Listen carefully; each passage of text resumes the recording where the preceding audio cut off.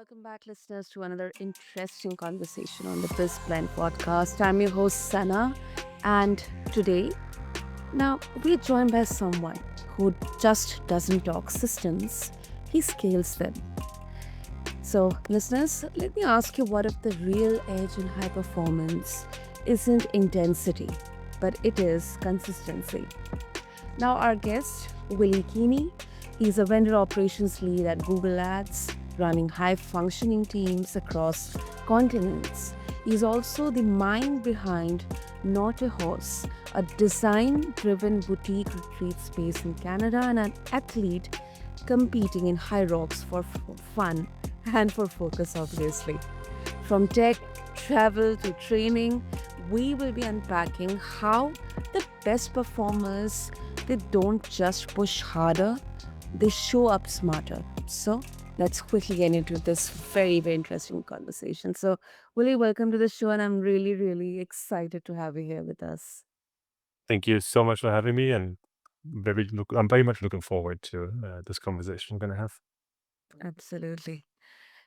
Um, Willie, before we dive deep into your journey, I mean, you work across different continents, teams, and then time zones.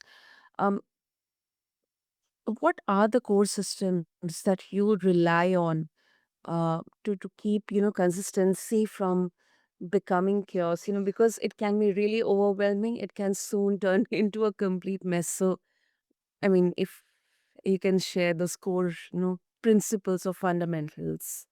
Yeah, and it's been a lot of lessons that had to be learned on the way, and living in various cultures and immersing myself in different nationalities across the globe. There's obviously different streams of learnings and different ideas that are bombarded at you consistently, right?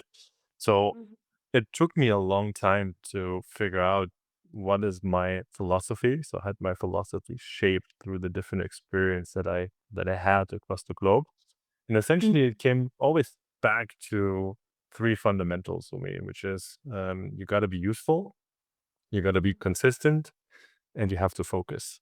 And all of those three aspects and every job that I did, whether I did that at Google or I did that in my time outside of Google when building nortehaus, for example, there was always amongst these three core components that really helped me to get it done. So that experience helped me get there, and it was the building blocks for what I like to call the standard of consistency. But it all came from the idea of, okay, you got to be useful, you got to be consistent, and you got to be able to focus.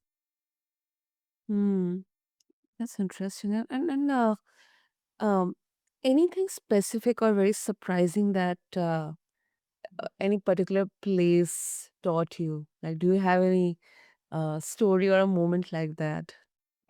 But many different moments, and I think Um, if I think back, look, I grew up in Germany, not in the western side of Germany, but in the eastern side of Germany. So when I grew up, life was changing rapidly. I would never compare this to, for example, early 90s in somewhere in Southeast Asia or in South America. Certainly very different living conditions, but yet a Mhm. very intense, rapid change of a country that was embedded into socialism, communism to an extent, integrating into a Western capitalistic society.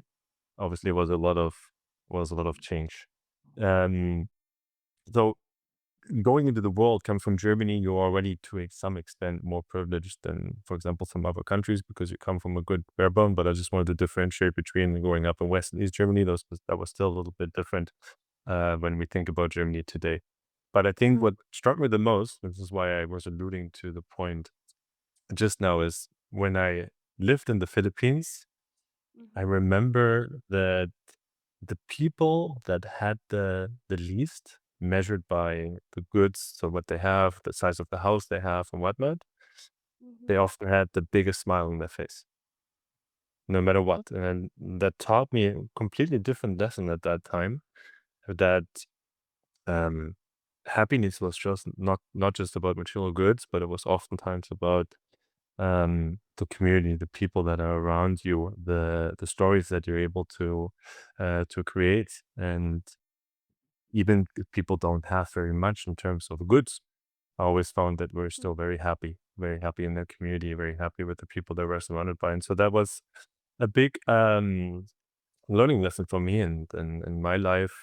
This living abroad in various different places, the Philippines was the biggest eye opener for me. Wow. That's a beautiful, beautiful one, really. Beautiful one, and it's practical, yet it's so endearing. Um, and as you mentioned that you grew up in Germany, what was it like? I mean, how did that early environment shape your relationship with the structure, um, culture, or even ambition? Yeah. In so I want to go a little bit into this framework, and then I'm going to bring it back to your question. Because the if we think about the standard, we think about or the standard of consistency, we think about it as a three-layered pyramid. On the first level, we have the standards, which is the elementary base of what are your standards? What are your non-negotiables? Do you know yourself? Do you know the people that you're working with? Can you lead authentically within that Mm, space? That all falls into the bucket or the box of standards. On top mm, of that, you have structure, which is are you able to build a clear rhythm, whether that's a communication rhythm, like a flow of how you operate through the week? Do you have mm, clear roles and responsibilities? And does everybody know what they need to do? And where do we need to get to? So essentially the structural element. And the last one on top is the sharpening, which is consistently developing skills, questioning the status quo to make sure is, hey, are we on the right track? Do we need to pivot? Are we still moving in the right direction? Um, if you think about that as a leadership framework, what I learned from growing up in East Germany was the structural piece, right? And I think maybe that's also a little bit stereotypical, but I think in Germany, we're very good when it comes to structure. We're very much by the book, oftentimes too much by the book. But in business, if I've learned over the last 15 plus years is that if you are able to instill a solid structure, a clear structure, you can mhm, actually move with more clarity, more consistently, and drive much more and very better outcomes than if you were to operate in some sense of chaos. And so for me, mm, it it was an honest learning in East Germany. We didn't have that many things compared maybe to other Western European countries at that time, but it was of course opening the doors to the West and growing rapidly. But I always had a sense of, you got to be structured. You got to be here on that day. You got to do this on that day, and that helped me. Just like humans are creatures of habit, right? So that helped me as well in learning very early about structural systems, at least. absolutely, absolutely. Uh, I mean, you know, uh, from where we are, it doesn't just shape us. It sometimes, limits or liberates us. So, I It think, does both. Yeah. yeah, our listeners will definitely connect with that.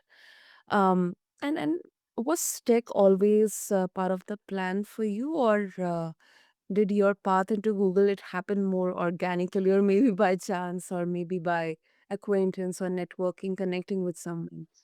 That's a good question. That was completely by chance. And if you would have talked to me maybe 20 years ago before going anywhere out into the world, I would have told you that I was never destined to work for a company like Google. It didn't look for the longest time, it didn't look very good. I think my grades in the ninth grade were how do I explain it best? Probably rebellious, always close to failure, testing myself quite a lot there. And Okay. uh, only when and I think that was around yeah, it was around the 10th grade when I decided to go to a foreign exchange program by chance. My English back in the day was horrific. I could barely order myself a tea and maybe ask, "How are you?" And that would have been it. And I went for an exchange to the US, and that moment literally changed everything because that moment I left on my exchange program to the US is the day that I basically never returned. I loved it so much to be immersed in different culture. It was so much more practical in terms of learning versus the theoretical side of what you often have in Germany, which is if it's on the like you write it on the whiteboard or you take notes, and it's very structured learning, but it's not very much learning by doing. And the US was the other way around. I would have a math class and then I would go to a gym class that was weightlifting at that time, which was like, wow, you have that in school? That's crazy. And you would wrap up your day with a TV production class where you would cut and edit videos, which was, again, compared to Germany, where you would have chemistry, physics, and all the basics. It was complete Mhm. madness to me that that was considered school. But I found myself um, so much more in that environment, and I felt very comfortable that I would not say the U.S. school system is equivalent to the German school system, at least not in high school. I think it is a little bit easier, but immediately I became from a barely passing student to a flying A student in the US. And I felt so much more in touch with myself and who I was that I wanted to stay and figured out how to extend my stay with my host family, negotiated that I spend time with them. I support them at home. I work as part of the landscaping business, and I in return I get a room. And so what essentially happened is that these lovely, amazing people that they took me in for over 5 years, and I finished my high school and my bachelor's in the U.S. before I then moved back to Germany for my master's for 1 year, but not moving back home. I moved to Cologne and did a master's in international management. And only then somebody posted in some forum that Google is hiring account strategists in Dublin. And to me, that was like, well, I'm gonna just try and see if it works. And I remember that 2 or 3 weeks later, after I applied, I got an email back. It's like, we would like to invite you for an interview. And I was like, what? That's wild. And again, like a couple of years ago before that, it was never destined for me to work. So that's why I would say it was more by chance than, or not by chance, but I had to create my luck and I had to put a lot of work in my luck unknowingly, but it put me on the right direction.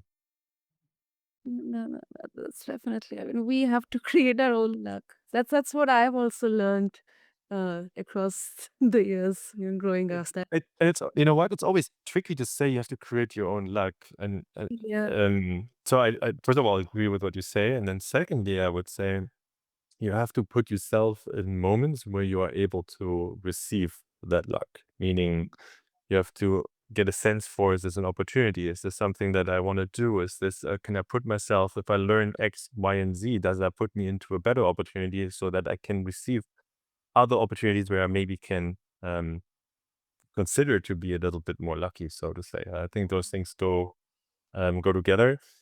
I would not advise anybody that you're gonna be more lucky from one day to the next, but you can increase your chances of becoming more lucky by putting yourself out there a little bit more. sure, definitely, and definitely your journey is it's layered.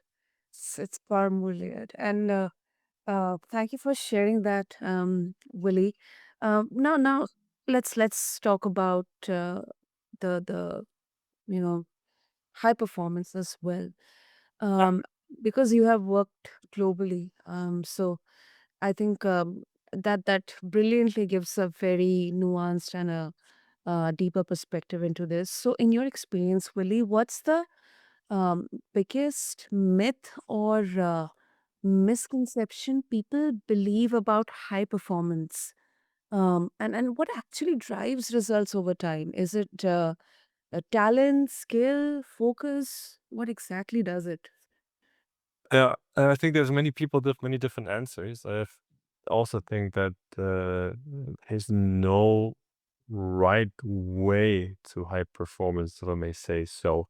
Some will say that it's the endless hustle, going 80, 120 hours a week nonstop and going at it. And it may work for who they are. Um, and for others, it may be, and they need to operate in structures, allowing them to operate on a high performance. Others may say they operate at high performance in highly effective teams where they know that the individuals of that team can support them in their tasks, and as the collective they're able to drive the highest possible performance. So I think there are different roads to get there, and I would not necessarily sit here and say there is a right or wrong way. But it brings me back to point one. You have to be very clear on who you are as a person, right? You have to be in touch with what are my strengths, what are my weaknesses, how do I operate? And if I operate in a team, it's not exclusive to if you are a team player or not, but if you are operating in a team, are you aware of who your team is? Are you aware of the people that who you're working with, what their triggers are, what their metrics are, that what the success drivers are, right? And I think that fundamentally is the base layer to understand, first of all, how do you drive high performance or high performing team. For an individual like me, and this is what I can share as a learning. It's operating in environments where I know my own strength, know my own weaknesses, and I can build structures around that, or I'm allowed to build structures around that that allow me to give my best, especially where I'm good at. So if I'm good at, let's say, positivity, or I'm good at being analytical, I'm able to put the best out there and in a space where I'm able to operate in. So talking about the limitations that we did earlier, for example, it is not about the structure shouldn't limit, but it should be a structure that allows me to bring out the best I can in terms of my analytical thinking, to add to whatever that performance outcome looks like. Hmm, definitely. And uh, um, to sustain real excellence, I think there are so many factors playing across here in this equation. And Yeah. you have said, Willie, that consistency, it is standard. It's not a rule. And that's powerful, because it can be defined in so many ways. So, how exactly have you arrived at this? And what does it look like in practice? That's what I mean to ask. Yeah. So first of all, how do you main the first question, I think, is how do you maintain it? Yeah. Is is how can you learn and adapt fast enough Hmm. without losing who you are? Because there are certain strengths that you bring as an individual. So the question is like, how can you adapt and pivot in moments and stay agile? I think now we're moving into a space of AI. I think there's a lot of fear out there of what AI takes from us, what it adds to us. But I think first of all, you have to be clear is again, who are you? What are your strengths? What you bring to the table? How can you adapt within those elements? So if I talk about the standard of consistency, those three layers, this is the very, very top part of it, of where you have to understand is what are your skills, what are your skill gaps, and being able to navigate that, meaning if I understand that I have a certain gap in a certain area, am I able to upskill myself and make sure that I can move and pivot into the right direction? Or if I understand that my team, okay, my team has a gap in X, Y, and Z, am I able to invest into them and into the growth of my team so that, again, we can all be very clear about the bottom of the pyramid, which are our standards, our non-negotiables, and the structure that we're working in. So I think those elements are super important, especially in a world that is changing faster than ever. I think we can all agree to that. This is Mhm. going back to the literally the fundamentals consistently, which means standards, structure, and how do you sharpen those two things at all given times. Mm. And I really love this because um, even if talent is there, I think uh, I believe that consistency and discipline, and that can be really really boring because you have to keep on doing the same thing every day. You have to keep showing up every day, and that can sometimes be really, really daunting. Yeah. um, However, it needs really a lot of mental strength, of course, physical as well, but moreover, it really needs a lot of mental strength, and it also involves the element of integrity. And I would love to know, Willie, your take on how it works in, like, messy, uh, bigger teams, enterprise level teams. Uh, Yeah, it's a very similar approach. So structure, consistency, 100% on paper can be boring. Mhm. That's why I think it's super important to work towards a common vision, a big goal, a shared outcome, any of those things, but be very clear about what you want to achieve. So for sports teams, it could be winning a championship. For a sales team, it could be winning the quarter, for example, on whatever your sales metrics are. That has to be clear. And there are certain elements that you have to do as input, right? Like the best players in the world that train hard, they make sure they are staying true to their standard, which may not be drinking alcohol in that example, or maybe eating clean food or minimizing carbs, whatever it is. They operate in a clear structure. They wake up at 5 a.m. They may shoot some hoops at that time. They may go back to weight training at 8 a.m. They have a little bit of time for rest before they go to team practice in the afternoon. And Mhm. they keep adapting from the skill ups and mistakes by looking at match films, getting specific coaching 101. And it's not very different than what you have in the business environment, which is the shared goal maybe to win the quarter, which means if you we want to win the quarter, we have to be a collect like a team that adds at as a collective. Always love this idea of like greatness is in the agency of others, right? So you work together towards fulfilling that common quarter goal that may be hitting quota 110% or whatever it is. But you can't get that done if to first to operate as a team, you need to know your team. Then, if you operate as a team, you need to figure out what is the best structure we can work in. When do we have our team meetings? When do we have our one-on-ones? When do we have our coaching sessions? It's that same rhythm as the professional sports player has that is trying to figure out when do I shoot my hoops? When do I do team practice and whatnot? Those elements are very similar. And then it's the same, whether you work in-person sales, phone sales, whatever my environment it is, I believe there's absolutely an opportunity to get coached, especially on specific skills. Listen to your own recordings, listen to your own tape, ask a friend or not a friend, I guess that doesn't work in the business context, but ask a colleague or your manager to observe you in a high-pitched sales meeting and give you feedback afterwards. Those elements keep the needle moving and also make you better as a person. And best of all, ensures that your team, in the end of the day, is able to hit their vision, their shared goal, the targets, whatever it may be. Definitely. That's quite a clear description, and picturization as well, when it comes to consistency. Um, and Willie, before we wrap up, I couldn't skip this part, but how has fatherhood changed the way you lead, prioritize, or even define success? Because parenthood, it definitely brings such a beautiful and, sometimes really complex uh, element into in a journey. It does. Yeah, it's a good question. How did it? It has made me more patient overall. I used to operate within this framework we've talked about a little bit today, but I also used to work with it. It's like, okay, I need this somehow done tomorrow.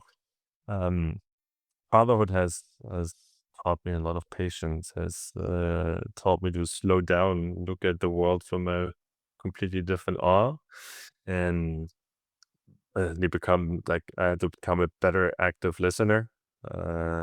There's lots of elements that actually flow into this, but I think if you are a good parent, I think you're not far away from being a good leader, probably as well. Mm, that's lovely. That's lovely, Willie. And I think parenthood, it just not only rewires not just schedules but values, and that's I think there are so many parallels actually between parenthood and leadership. Yes. It, if you're leading a team or not. Great. Yes. So in the interest of time, Willie, before we wrap up, if our listeners they would like to connect with you, what would be the best way? If you'd like to connect with me, you can find me on my website, which is thisiswilly.com, or through any of my socials that are also linked there.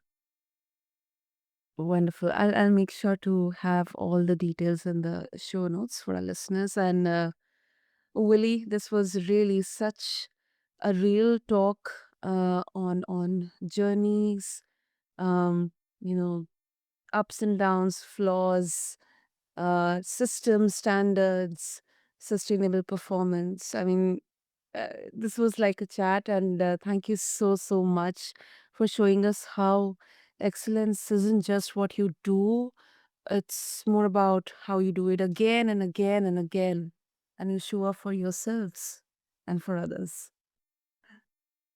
Thank you so much for having me, Sana. It's been a pleasure. Yeah. So, listeners, whether you are leading global teams, launching your own venture, or simply trying to train your mind to show up stronger, today's episode reminded us that consistency isn't about perfection, it is about integrity. Until then, this is your host, Sana, and this has been BizBlend. Thank you.